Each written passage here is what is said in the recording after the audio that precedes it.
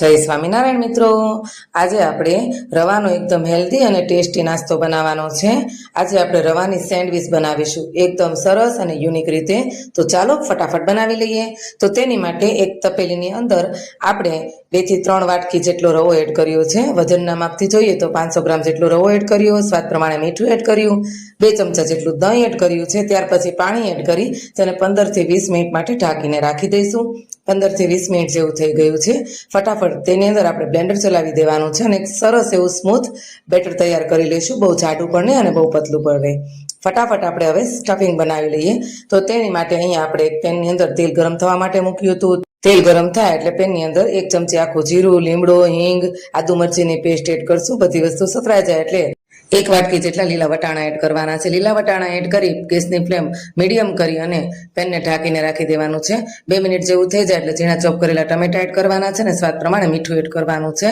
ત્યાર પછી અડધી ચમચી જેટલી હળદર એડ કરશું, અડધી ચમચી જેટલી ખાંડ એડ કરશું, લીંબુનો રસ એડ કરશું। બધી વસ્તુને સરસ રીતે મિક્સ કરી બાફીને મેશ કરેલા બટેકા લીધા છે આપણે, તો તે એડ કરવાના છે।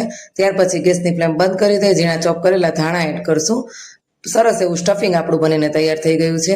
હવે જે આપણે બેટર તૈયાર કર્યું છે તેની અંદર આપણે 1 ચમચી જેટલો ઈનો એડ કરવાનો છે, એટલે કે 10 રૂપિયાની નાની પડીકી હોય તે ઈનો એડ કરી દઈશું આપણે।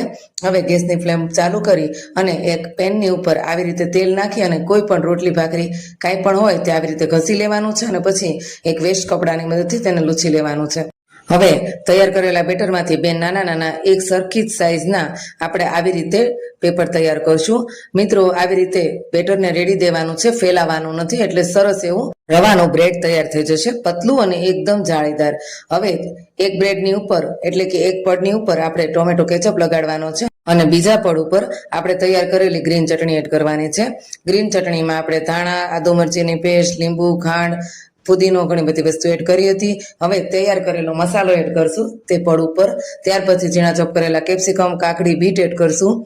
આવી રીતે ટોમેટાના ચક્કર કરી લેવાના છે તે એડ કરશું। ઝીણા ચોપ કરેલા ધાણા એડ કરશું અને જે બીજું આપણે ટોમેટો કેચઅપ લગાવી પડ તૈયાર કર્યું હતું તેને તેની ઉપર રાખી દેવાનું છે।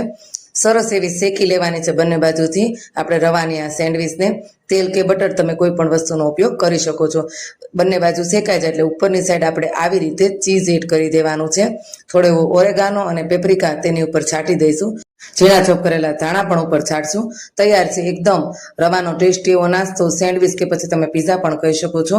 ટોમેટો કેચઅપ અને ગ્રીન ચટણી સાથે આ સેન્ડવિચને આપણે સર્વ કરશું। વિડીયો ગમે તો લાઈક, શેર, સબસ્ક્રાઇબ કરજો, કોમેન્ટ કરજો તમને મારી આ રેસીપી કેવી લાગી। ફરી મળી આવા નવા વિડીયો અને રેસીપી સાથે। ત્યાં સુધી જય સ્વામિનારાયણ।